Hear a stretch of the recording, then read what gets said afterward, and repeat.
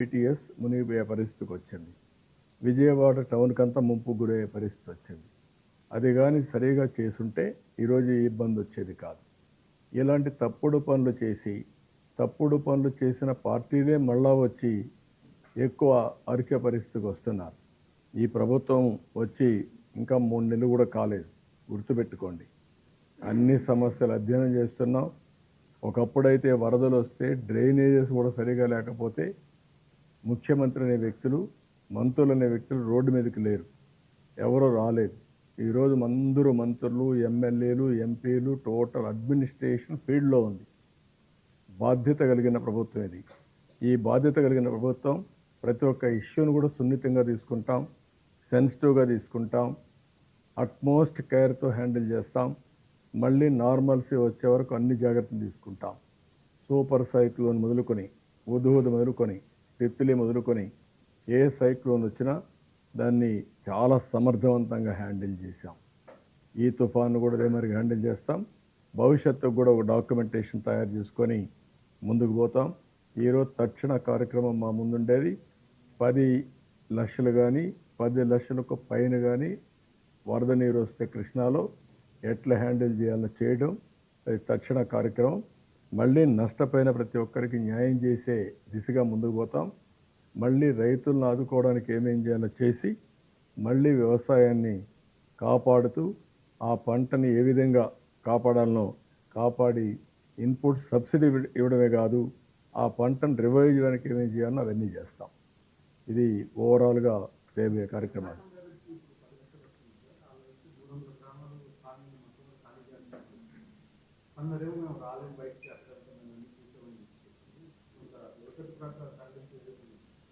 అంటే మనకి ఏంటంటే మీరు 2 ఇష్యూస్ మెయిన్గా ఉన్నాయి. ఒకటి, చాలామందికి ఏంటంటే చాలా వరదలు చూశారు. వాళ్ళు 50 సంవత్సరాల్లో ఎప్పుడూ రానటువంటి వరద వచ్చింది ఈసారి. వాళ్ళు ఏమంటున్నారు, మేము చాలా వరదలు చూసాం, ఇది కూడా అంతే కదా అనే ఫీలింగ్లో ఉన్నారు. కానీ ఇంత ఎక్కువ వర్షం ఒకే ప్రాంతంలో పడిన మొదటి సందర్భం ఇది. విజయవాడ, గుంటూరు ప్రాంతంలో నేను చెప్పాను 27 సెంటీమీటర్లు. ఇది అబ్నార్మల్. ఇదే క్లౌడ్ బరస్టింగ్. 37 సెంటీమీటర్, 27 కాదు 37 సెంటీమీటర్. 37 సెంటీమీటర్ అనేది చాలా ఇదిగా ఉంటుంది. అందుకని మీరు చూస్తే నేషనల్ హైవేస్ అన్ని డిజైన్ చేసింది ఒక 50 సంవత్సరాల డేటా తీసుకొని ఆ హైట్ పెడతారు. అలాంటిది ఓవర్ఫ్లో అయ్యే పరిస్థితి వచ్చింది, సబ్మెర్జెన్స్కి వెళ్ళిపోయే పరిస్థితికి వచ్చాయి. అందుకే బ్రిటిష్ వాళ్ళు రైల్వే బ్రిడ్జెస్ కట్టారు. మీరు బ్రిటిష్ వాళ్ళు కట్టిన రైల్వే బ్రిడ్జెస్ మీరు ఇప్పుడు కూడా చూస్తే వాళ్ళు 100 సంవత్సరాలకు పెట్టుకొని దానికంటే ఒక 25%, 50% ఎక్సెస్ కెపాసిటీ పెట్టారు. ఆల్ అవుట్లెట్స్ ఎక్కడ బ్రిటిష్ వాళ్ళు కట్టినట్టు ఉన్నా మీరు ఒకసారి చూస్తే ఇప్పుడు కూడా ఎక్కడ అవి ఓవర్ఫ్లో కావడం లేదు. అంటే అంత దూరదృష్టిలో కట్టారు. మనం కూడా కట్టినప్పటికీ ఒక్కొక్కసారి మనం ఊహించిన విధంగా ఈ వాతావరణ మార్పులో వచ్చేటువంటి దీనివల్ల ఇలాంటివి వస్తాయి. నేను ఒకటే ప్రజలందరికీ విజ్ఞప్తి చేస్తున్నా, వాళ్ళల్లో కూడా ఒక వాస్తవం ఉంది. గవర్నమెంట్ అంటే వీళ్ళకు ఏమీ తెలియకుండా మాట్లాడతారు అనే ఒక ఫీలింగ్ ఉంది. మేము అన్నీ చూసాం, వీళ్ళకేం తెలుసని.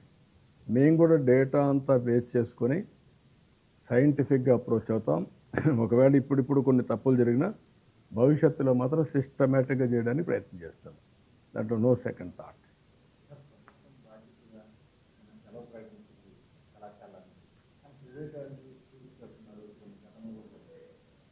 స్ట్రిక్ట్గా ఎన్ఫోర్స్ చేస్తాం. ఎవరైనా అలాంటి పనులు చేస్తే మాత్రం చాలా కఠినంగా ఉంటుంది. జాగ్రత్తగా ఉండాలా. అన్నింటికంటే ప్రజల సేఫ్టీ ఫస్ట్, పిల్లల సేఫ్టీ ఫస్ట్. ఆ సేఫ్టీకి విఘాతం కలిగించే పరిస్థితి ఎవరు చేసినా, ప్రైవేట్ చేసినా, గవర్నమెంట్ చేసినా ప్రభుత్వం ఉపేక్షించదు. చాలా కఠినంగా ఉంటాం. మళ్ళీ చెప్తున్నా, ఇలాంటి పునరావృతం కాకుండా చేయాల్సిన బాధ్యత మీ పైన ఉంది. జాగ్రత్తగా ఉండమని అందరినీ కోరుతాం.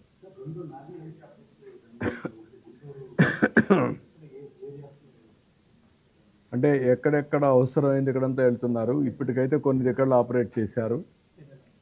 పెదలంక,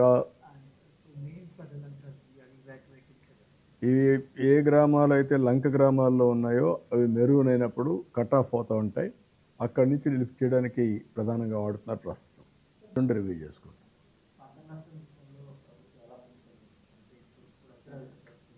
అన్నీ కూడా టెక్నాలజీ ఫస్ట్ టైం ఉపయోగిస్తున్నాం. మీరు చూసుంటారు, ఒక 14,000 సీసీటీవీ కెమెరాలు పెట్టాం. ఆ సీసీటీవీ కెమెరాల ద్వారా కూడా ఇన్ఫర్మేషన్ కలెక్ట్ చేస్తున్నాం. ఎక్కడైతే రోడ్డు మీద నీళ్లు నిలిచాయో అవన్నీ కూడా తెప్పించి అవన్నీ కూడా పంపించి యాక్షన్ తీసుకుంటున్నాం. ఇంకొక పక్కన డ్రోన్స్ కూడా పంపించి ఎక్కడెక్కడ గుంపుకు గురైన ప్రాంతాలు కానీ లేకుంటే పంట కానీ అవి కూడా తీసుకొస్తున్నాం. ఇవన్నీ ఎంతవరకు పనిచేస్తాయో మనుషులు ఎన్యూమరేట్ చేయడం, టెక్నాలజీ సపోర్ట్ తీసుకోవడం, ఇంకా బెటర్ ప్రొడక్టివిటీ, బెటర్ అంటే టైం మేనేజ్మెంట్ అండ్ క్వాలిటీ పెంచి ఎక్కడికక్కడ న్యాయం చేసే ప్రయత్నాలు చేస్తున్నాం. ఎక్కడ ఫ్రాడ్ లేకుండా పద్ధతి ప్రకారం చేయడానికి ఇవన్నీ ఉపయోగపడతాయి. అన్నీ ఇది ఒక కేస్ స్టడీ, ఒక యూస్ కేసెస్ కింద స్టార్ట్ చేశాం. ఈ యొక్క సైక్లోన్ సమయంలో మేము యూజ్ చేసే ఈ టెక్నాలజీ భవిష్యత్తులో రియల్ టైం గవర్నెన్స్లో కూడా వస్తుంది. ఎవ్రీడే గవర్నెన్స్ కూడా ఉపయోగిస్తాం. ఇప్పుడు డ్రోన్స్ ఉన్నాయి, ఎక్కడికక్కడ పెస్ట్ డిటెక్ట్ చేస్తుంది. అదే సమయంలో మీకు డ్రోన్స్ ఉన్నాయి, మస్కిటో డిటెక్ట్ చేస్తుంది, అక్కడే స్ప్రే చేసే పరిస్థితి వస్తుంది. ఇలాంటి అనేకమైనటువంటి యూస్ కేసెస్కి నాంది పలుకుతున్నాం. ఏది చేసినా కాస్ట్ ఎఫెక్టివ్గా ఉంటుంది, నాణ్యత పెంచుతాం. అదే సమయంలో రియల్ టైంలో సొల్యూషన్స్ ఇచ్చే పరిస్థితి వస్తుంది. ఇవన్నీ కూడా చేస్తాం.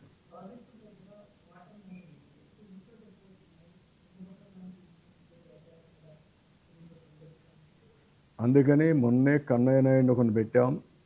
తుంగభద్రలో కూడా నేనే ఫోన్ చేసి కన్నయ్య నాయుడు పంపించి నీళ్ళు వచ్చే సమయంలోనే గేటు పెట్టించే పరిస్థితికి వచ్చాం. That is our commitment. దానివల్ల ఇప్పటికి 95-96 టీఎంసీ నీళ్లు తుంగభద్రలోకి వచ్చాయి. రేపు ఎల్లుండి 100% ఫుల్ అవుతుంది. ఆ కార్యక్రమానికి కూడా శ్రీకారం చుట్టాం, అది కూడా అవుతుంది. కొంతమంది తప్పుడు ప్రచారాలు చేస్తున్నారు. అమరావతి మునిగిపోయింది, ఎక్కడేదో రాజధాని కడతాను. బుద్ధి జ్ఞానం ఉండాలి, ఎవడో మరి మాట్లాడు. ఏదైనా ఉంటే సహాయం చేయండి మీ వల్ల అయితే. ఈ భ్రష్టు పట్టిన పార్టీ రాష్ట్రంలో ఉంటుంది, ఒక నేరస్తుల పార్టీ, నేరాల పార్టీ. వాళ్ళ పని ఇదే పని. ప్రజల్ని మభ్య పెట్టడం, మోసం చేయడం, ఫ్రాడ్ న్యూస్ ఇవ్వడం, ఆ ఫ్రాడ్ న్యూస్ దేశం అంతా పంపేయడం, ఏదో జరిగిపోయిందని కథలు చేయడం ఇవన్నీ ఉన్నాయి. నేను చాలా స్పష్టంగా చెప్తున్నా, వాస్తవాలు రాస్తే నేనేం మాట్లాడను. తప్పుడు వార్తలు రాసేవాళ్ళు మాత్రం కఠినంగానే ఉంటాం. దాన్ని ప్రూవ్ చేయాల్సిన బాధ్యత కూడా వాళ్ళపైన ఉంటుంది. ప్రూవ్ చేయకుండా ఏదంటిది మాట్లాడతామంటే మాత్రం మంచిది కాదు. అది గుర్తుపెట్టుకోవాల్సిన హెచ్చరిస్తున్నాం. దానికి ఏం చేయాలో చేస్తాం మేము కూడా. ఈరోజు కొండవీటి ప్రాజెక్ట్ ఏదైతే ఉందో లిఫ్ట్ ఇరిగేషన్ పెట్టాం. ఎప్పుడైనా ఆ కొండవీటి వాగు వల్ల నీళ్లు ఎక్కువ వచ్చి కృష్ణా నదిలో కూడా నీళ్లు ఎక్కువ వచ్చినప్పుడు, రెండు కానీ ప్రవాహాలు అడ్డుపడినప్పుడు నీళ్లు నిలిచిపోతాయనే ఉద్దేశంతో ఆ లిఫ్ట్లు పెట్టాం. ఆ లిఫ్ట్లు పెట్టి మార్నింగ్ వస్తూ ఉంటే చూశాను. పక్కన నీళ్లు సముద్రం మారిగా ఉంది, కానీ కృష్ణా నదిలో ఈ పక్క మాత్రం ఎక్కడ నీళ్లు లేవు. That is our commitment. అదే ముందు చూపు.